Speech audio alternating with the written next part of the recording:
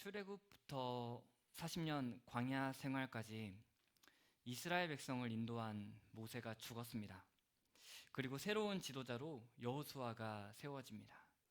그를 대장으로 하여 가나안 땅을 정복하고 분배하여 정착하는 이야기를 이 여호수아서는 다루고 있습니다. 그 이야기의 시작이 오늘의 본문이죠. 여호와의 종 출애굽 시대의 지도자였던 그 모세가 죽었습니다. 한 사람이 영원히 살 수 없고 한 사람이 영원히 지도자의 자리에 앉을 수 없기 때문이죠. 그 이후에 여호와께서 여호수아에게 이렇게 말씀하셨습니다.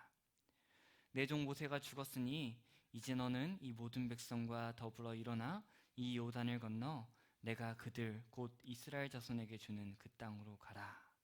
이렇게 말씀하십니다. 두 가지의 명령을 하고 계십니다. 일어나라 그리고 건너가라. 이 두 가지의 명령을 하고 계십니다. 강 건너에 있고 그 강을 건너서 여리고를 지나 가나안 땅으로 들어갈 것을 명령하고 계시죠. 그렇게 하실 때 이렇게 말씀하시는 겁니다. 이 요단을 건너서 내가 이스라엘 자손에게 주는 그 땅으로 이스라엘 백성과 함께 들어가라. 이렇게 말씀하시는 겁니다. 그들이 들어갈 땅, 그들이 전쟁하여 얻을 그 땅은 하나님께서 선물로 주시는 땅입니다.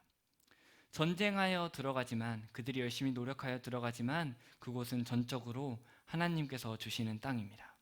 3절에서는 그래서 이렇게 말합니다. 내가 모세에게 말한 바와 같이 너희 발바닥으로 밟는 곳은 모두 내가 너희에게 주었노니, 너희가 들어가는 그 땅, 너희가 이제 정복할 그 땅은 내가 이스라엘 백성들에게 주는 그 땅은 여호수아 네가 이제 이스라엘 백성과 함께 들어갈 그 땅은 이미 내가 너희에게 준 땅이다 라고 말씀하십니다. 이미 승패는 정해져 있다. 이미 승리는 너희의 것이다. 이미 그 땅은 너희의 것이다. 내가 너희에게 주었다. 그러니 너희는 싸우기만 하면 된다 라는 이 확신에 가득한 말을 하고 있는 것이죠. 더 나아가서 이렇게까지 말씀하십니다. 4절입니다.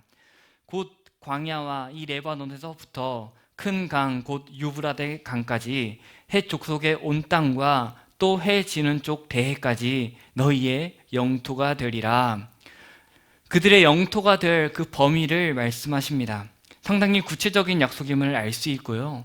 또 이는 이전에 땅을 약속했던 그 하나님의 약속보다 더 확장된 그 땅임을 우리는 볼 수 있습니다.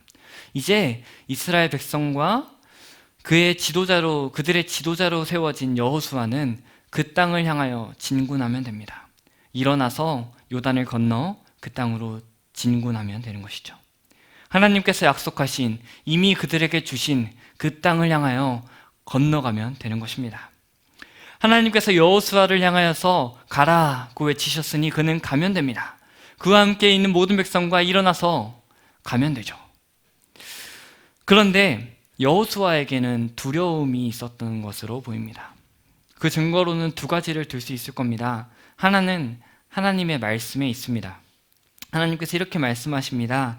강하고 담대하라, 두려워하지 말라, 놀라지 말라. 이렇게 말씀하시는 그 하나님의 말씀에 비추어 볼 때 그 여호수아의 안에는 참으로 두려움이 있었던 것으로 보입니다. 또 하나의 증거로는 그의 상황에 있습니다. 그가 비록 모세와 함께 광야 생활을 하면서 여러 가지 훈련을 받아왔고 또 여러 싸움을 거쳐가면서 마음의 훈련을 받아왔고 또한 계속해서 육체적인 훈련을 받아왔음에도 불구하고 모세의 죽음 이후에 몇 개월이 지나지 않은 지금 모세가 했던 것처럼 40년간 모세가 지휘했던 것처럼 과연 내가 할 수 있을까라는 두려움이 있었던 것이죠. 내가 할 수 있을까 하는 할 수 있으리라는 그 확신이 있지 않았던 것입니다. 이전에는 모세가 앞서가고 내가 그 뒤를 따라갔다면 이제 내가 앞서가야 하는데 큰 두려움 속에 빠져 있는 것입니다. 떨림이 마땅합니다. 그렇게 여호수아에게는 두려움이 있었습니다. 그러한 여호수아를 향하여 우리 여호와 하나님께서는 계속해서 약속의 말씀을 전달하십니다. 우리는 오늘 그 말씀에 초점을 맞추어 보려고 합니다. 우리의 주의를 그 말씀 5절부터 9절까지의 말씀에 한번 기울여 보려고 합니다. 한 해가 맞춰가는 한 11월, 12월쯤 되면은 교역자실의 분위기가 참 많은 고민에 빠지게 됩니다. 표정도 참 이렇게 웃는 게 아닌 막 문을 똑똑똑 두드리면은 괜히 막 어떤 선생님이 들어오시지? 이런 괜히 막 권사님 들어오시면 왜 안 되는데 왜 들어오시지? 이런 왜 그럴까요? 이제 다음 해를 준비하며 교사를 그만두시겠다는 말은 하진 않으실런지 하는 두려움에 우리는 떨고 있습니다. 교역자실만 그럴까요? 여러 기관들의 모임들 속에서도 그러한 고민은 이어집니다. 교역자들은 새로운 교사를 모시기 위해서 고민하고 또 기관들은 임원을 세우기 위해서 고민하는 거죠. 새로운 교사분을 모시기 위해서 리스트를 적어놓고 그분께 갑니다. 집사님 혹은 권사님, 장로님, 청년, 형제, 자매, 내년에 우리 아이들을 위하여 교사로 섬길 수 있겠습니까? 섬겨주시겠습니까? 하고 이렇게 두려운 마음으로 가면 그분의 임 안에는 더 두려움이 있는 것 같습니다. 교사로의 부르심이 참 두렵습니다. 어찌나 두려운지 이 첫 발걸음을 내딛기가 참 쉽지 않습니다. 이 한 걸음만 딱 들어오면 도저히 헤어나올 수 없는 그 구렁텅이에 빠져서 교사의 자리에서 빠져나올 수 없을 텐데 그 안에 들어오기가 참 어려운 것 같습니다. 저는 부족해서 이러이러한 상황 때문에 아이들을 교사를 하기가 너무 부족합니다. 여러 부족의 말들이 나오곤 합니다. 청년회장을 뽑을 때도 그랬습니다. 다들 자기는 청년회장을 할 수가 없다고, 내가 뭐라고 청년회장을 하냐고. 그래서 결국에는 사랑의 짝대기로 이렇게 너가 해라 지목을 했죠. 또 이 영광의 자리를 자꾸 피하려고 하는 모습들이 있습니다. 또 최근에는 장학위원회를 이제 또 새로 해야겠다고 한 3년째 말씀하시는 것 같은데 아직도 그 장학위원회 위원장의 자리가 채워지지 않은 것 같습니다. 장학금을 받을 청년들은 점점 늘어가는데 장학위원회가 채워지지 않으니 아이들이 힘들어합니다. 네, 어쨌든 이 영광의 자리 참 쉽지 않은 것 같습니다. 제가 하겠다고 손을 드는 것이 이 손을 들기가 손이 한 1톤 정도 되는 것 같습니다. 처음 시작하는 것이고 또 많은 부담이 있는 자리이기 때문이겠죠. 여러 사회의 문제들 앞에서도 여전히 마찬가지 아닐까요? 한 번도 가지 않은 그 길을 간다는 것, 내가 한 번도 시도해보지 않은, 내가 한 번도 경험해보지 못한 그 일에 뛰어든다는 것은 참으로 어려운 일인 것 같습니다. 또한 당장 우리 앞에 있는 이 코로나의 문제 앞에서 우리는 앞날이 어떻게 될지 모르는 불확실함 속에 살아갑니다. 보장되지 않는 미래 때문에 강하고 담대히 코로나의 시대에 살아가지 못하기도 합니다. 이렇게 우리는 여러 가지 문제 속에서 한 걸음을 내딛기가 참 어렵습니다. 그저 건너가라고 하시는 그 하나님의 말씀에 힘입어서 그 한 걸음을 내딛기만 하면 될 것 같은데 그 한 걸음을 내딛기가 참 쉽지 않습니다. 제가 부족해서 연약해서 바빠서와 같은 여러 문제들이 우리 앞에 있습니다. 그러나 여호수아는 오늘 본문에서 더 큰 문제 앞에 있었습니다. 큰 땅과 큰 성, 강한 군대, 여러 문제들 앞에 그는 서 있었습니다. 그를 향하여 요단을 건너가라라고 하신 여호와 하나님은 약속의 말씀과 명령을 이어서 하십니다. 이는 여러 문제들과 상황들 앞에 있는 저와 여러분들에게도 동일하게 들려주시는 하나님의 말씀인 줄 믿습니다. 왜냐하면 우리에게는 이미 약속된 승리가 있고 그곳에서 누릴 하나님의 복이 있고 하나님의 이름을 증거할 사명이 있기 때문에, 또한 하나님께서 이미 예비하셨고 또 우리에게 취하라고 하신 주님이 그 땅이 있기 때문입니다. 이 약속과 명령을 세 문장으로 나누어 살펴보겠습니다. 먼저 하나님은 나와 함께 가라 라고 말씀하십니다. 5절의 말씀을 보니까 이렇게 말씀하십니다. 너의 평생에 너를 능히 대적할 자가 없으리니 내가 모세와 함께 있었던 것 같이 너와 함께 있을 것임이라. 내가 너를 떠나지 아니하며 버리지 아니하리니. 아멘. 굉장한 위로의 말씀입니다. 모세의 수종자였던, 모세와 늘 함께했고 그를 통하여 일하시는 하나님의 위대하심을 목격했던 여호수아를 향하여서 내가 모세와 함께 있었던 것 같이 라고 말씀하십니다. 이렇게 말씀하시는 거죠. 여호수아야, 이전에 내가 모세와 함께 하면서 그 모세를 통해서 얼마나 위대한 일들을 행하는지 봤지. 모세의 능력이 아니라 내 능력이 얼마나 큰지를 봤지. 내가 이전에 그렇게 모세와 함께 했던 것처럼 너와 함께 할 거야 라고 말씀하십니다. 강하지 못하고 담대하지 못했던, 그래서 한 걸음 내딛기가 어려웠던 여호수아를 향하여서 내가 너를 절대로 버리지 않고 내가 너를 절대로 떠나지 않겠다 라고 말씀하십니다. 내가 너와 늘 함께 있을 것이니 너는 나와 함께 가라 라고 말씀하십니다. 비록 그들이 들어갈 땅, 가나안 땅에는 굉장히 용맹한 부족이 살고 큰 군대가 있고 너희는 약하지만 내가 너희와 함께 있을 거야. 너희가 광야에 있을 때에 너희는 약했지만 너희와 함께 있어서 내가 싸웠고 너희가 이겼던 것을 기억하지? 내가 그렇게 너와 함께 있을 거야. 그러니 나와 함께 가자 라고 말씀하십니다. 여러분들도 잘 아시는 말씀이죠. 출애굽기 17장을 보면 아말렉과 싸우는 그 싸움이 등장합니다. 모세가 이렇게 팔을 들고 팔이 내려가면 지다가 들면 이기고 내리고 들고 이렇게 해서 계속 들어서 이겼던 싸움이 있었죠. 그 이후에 있을 여러 전쟁들을 미리 앞서 보여주는 그 전쟁의 시작의 이야기가 출애굽기 17장에 등장합니다. 르비딤에서 겨우 마실 물을 구했던 이스라엘 백성들, 지쳐있던 그들을 향하여서 아말렉이 쳐들어왔습니다. 그리고 그들과 싸워 이스라엘 백성들은 이겼습니다.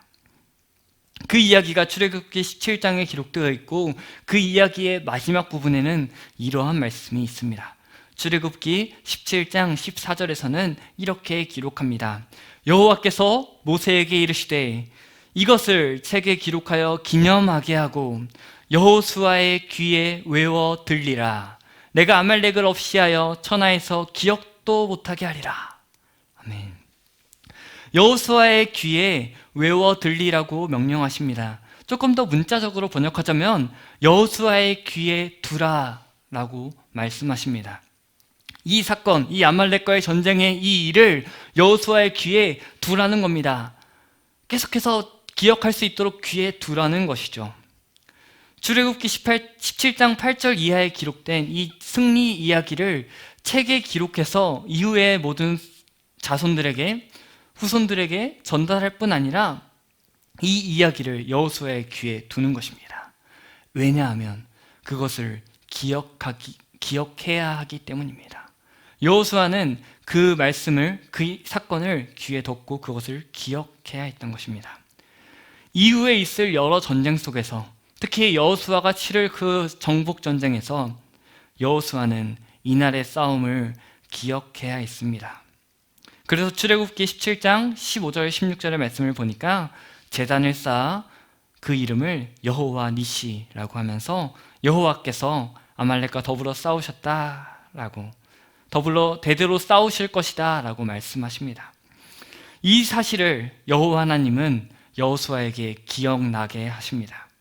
그 싸움을 목격했고 모세의 팔을 들으며 그 싸움을 경험했던 여호수아, 그날의 사건을 귀에 두고 그래서 기억했던 그 사건, 전사이신 여호와께서 아말렉과 더불어 대대로 싸우시는, 승리하시는 여호와 하나님께서 자신과 함께 하시고 함께 하실 것을 여호수아는 기억해야 했고 그 함께 하심을 힘입어 한 걸음 나아가야 했습니다. 지금 여호와 하나님은 여호수아에게 함께 가자라고 말씀하십니다.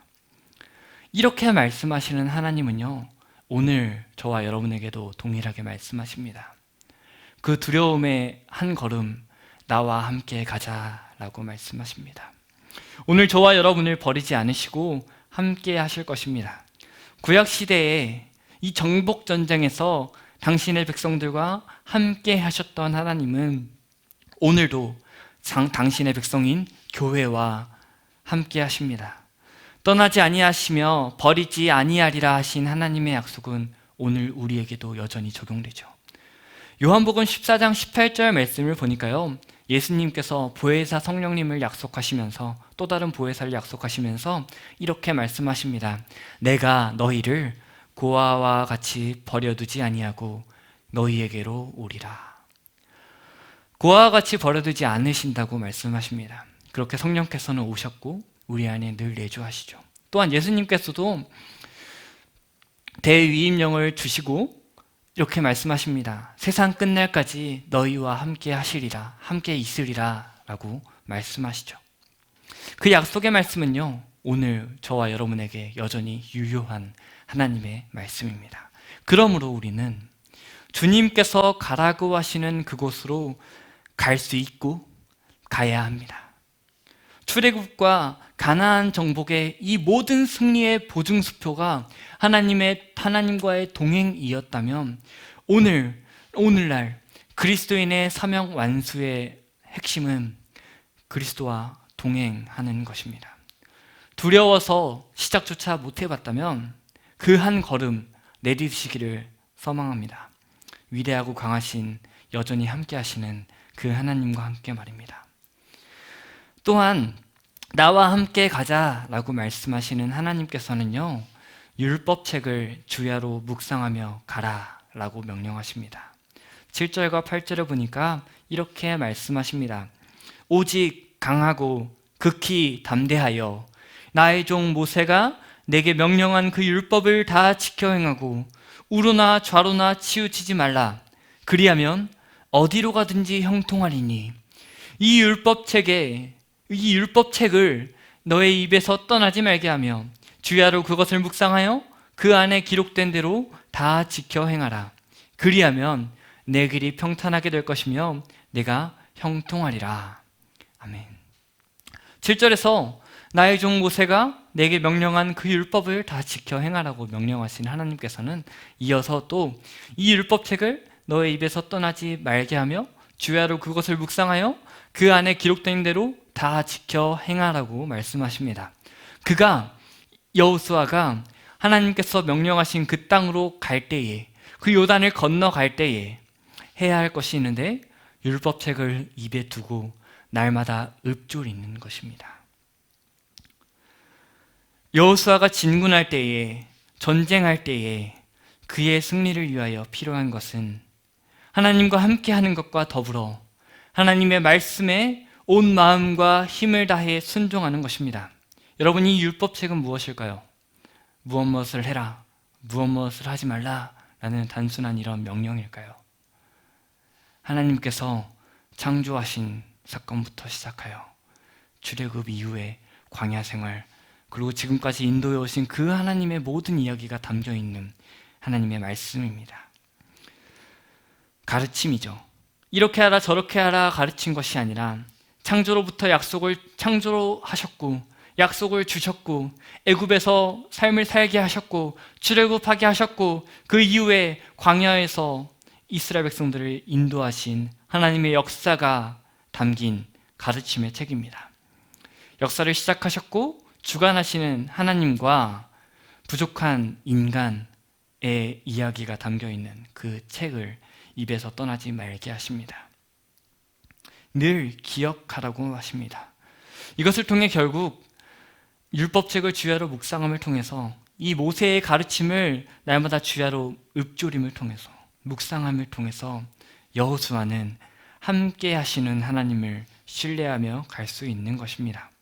여호수아는 여호와 하나님과 함께 가되 그 함께 하시는 하나님이 어떤 분이셨는지, 지금 어떤 분이신지 날마다 기억하고 믿음으로 걸어가야 했습니다.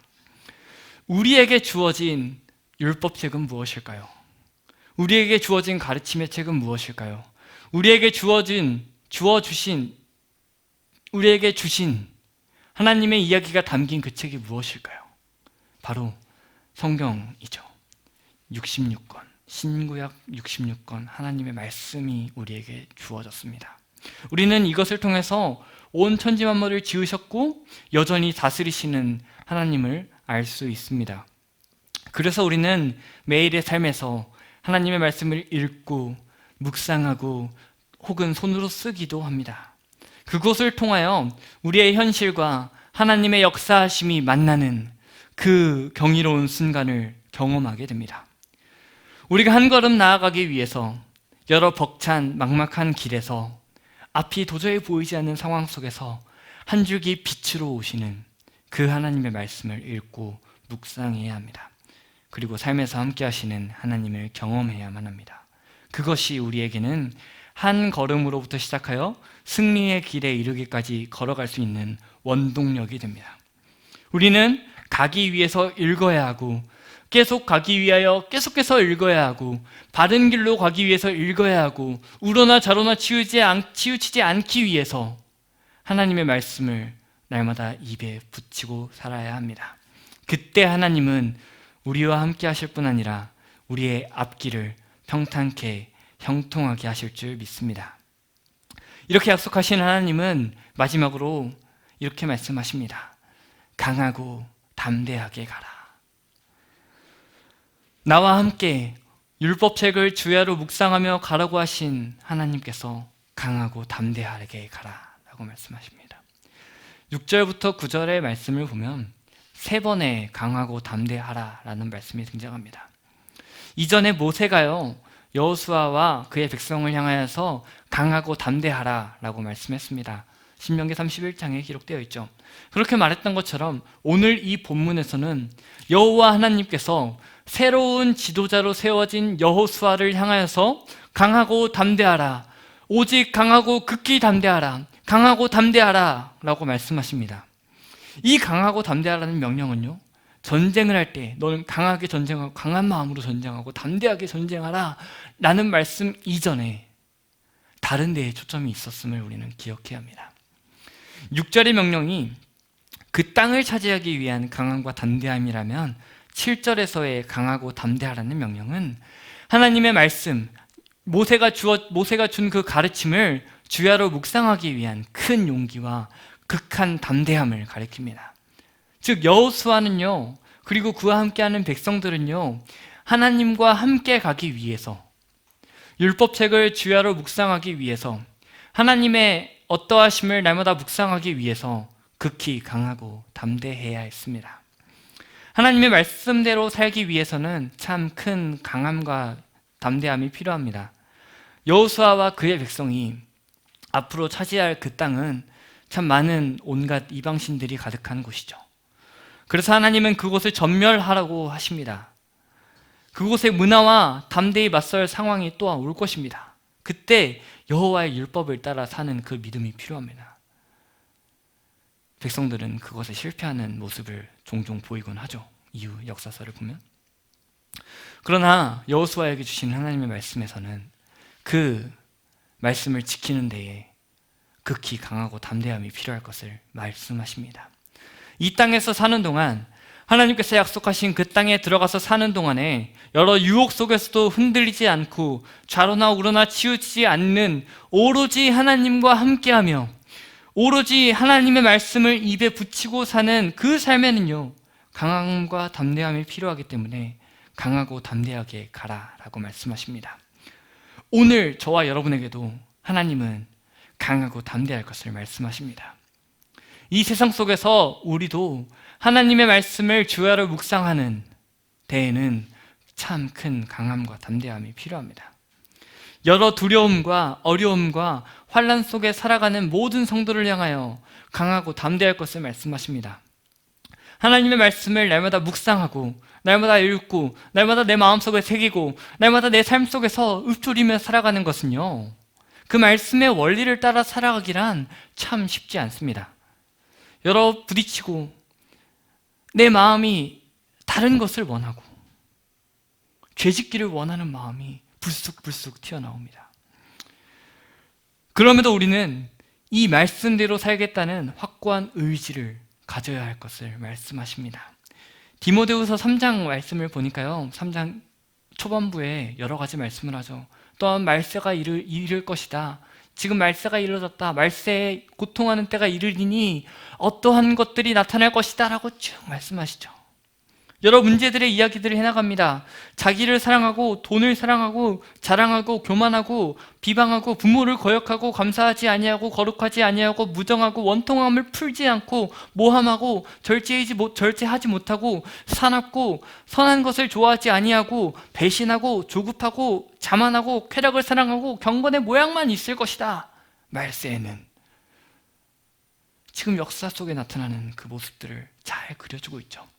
이러한 시대 속에 살아갈 디모데를 향하여서 바울은 쭉 이야기를 흘러가다가 3장 14절 이후에 이 같은 자들에게서 돌아서라 라고 말씀하십니다. 그리고 너는 배우고 확신한 일에 거하라. 그 배우고 확신한 일이 무엇입니까? 주 예수 그리스도의 그 복음의 그 가르침 위에 굳건히 서라 라고 말씀하십니다. 그러면서 모든 성경은 하나님의 감동으로 된 것이라고 말하면서 하나님의 말씀에 대해서 말하죠. 하나님의 말씀인 성경, 이땐 구약 성경이겠죠. 이 성경, 오늘로 말하면 모든 성경이죠. 이 성경을 붙잡고 살아가야 한다. 말세에 경건하지 못한 자들이 벌이는 모든 일들, 이 세상에 편만한 모든 악들, 이러한 상황 속에서 그러나 그리스도인들은 배우고 확신한 일에 거하라.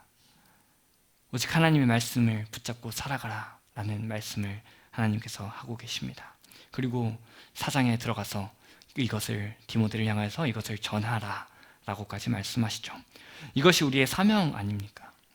하나님의 말씀을 붙잡으며 살아가는 것, 이 악한 세상에서 악한 세상에 휩쓸리지 아니하고 오로지 하나님의 말씀을 붙잡으며 살아가며 또한 그 하나님의 말씀에 근거한 삶을 통하여서 하나님을 드러내는 삶, 증거의 삶, 산 증인의 삶을 우리는 살아야 합니다. 악의 시대를 건너는 힘은요, 악으로 대항하는 데 있지 않죠. 강하고 담대하게 하나님의 말씀을 마음에 담고 입에 두고 행동하며 살아가는 데 있습니다. 강하고 담대하게 하나님의 명령을 따라 전쟁했던 여호수아에게 큰 승리를 주시는 하나님은요, 강하고 담대하게 하나님의 명령을 따라 전쟁을 수행했던 이스라엘 백성에게 약속의 땅을 주신 그 하나님은요, 강하고 담대하게 당신의 말씀을 따라 살아가는 저와 여러분에게 승리를 주실 것입니다. 그 승리의 기쁨을 맛보는 저와 여러분이 되시기를 소망합니다. 하나님은 새로운 길을 떠나는 여호수아를 향하여 말씀하셨습니다. 새로운 길을 떠나는 큰 전쟁의 첫 발을 디딜 여호수아를 향하여서 요단을 건너가라 라고 말씀하셨습니다. 거기서 그치지 않으십니다. 네가 요단을 건너서 갈 때에 나와 함께 나의 말씀을 입에 붙이고 강하고 담대하게 가라 라고 명령하십니다. 그 명령의 말씀은 새로운 한 해를 시작하는, 또한 새로운 발걸음을 준비하는, 이전과는 또 다른 시대를 살아갈 우리에게 주어지는, 우리 사랑하는 갈릴리 교회 성도 여러분을 향하여서 하시는 우리 하나님의 명령과 약속의 말씀인 줄 믿습니다. 하나님께서는 저와 여러분을 향하여서 나와 함께 나의 말씀을 입에 붙이고 강하고 담대하게 함께 가자라고 말씀하십니다. 여러분 모두가 강하고 담대함으로 하나님과 함께 하나님의 말씀을 주야로 묵상하며 삶에서 믿음의 한 걸음을 내디디시는, 그리하여 하나님께서 주시는 그 승리의 삶을 누리는 여러분의 삶이 되시기를 소망합니다.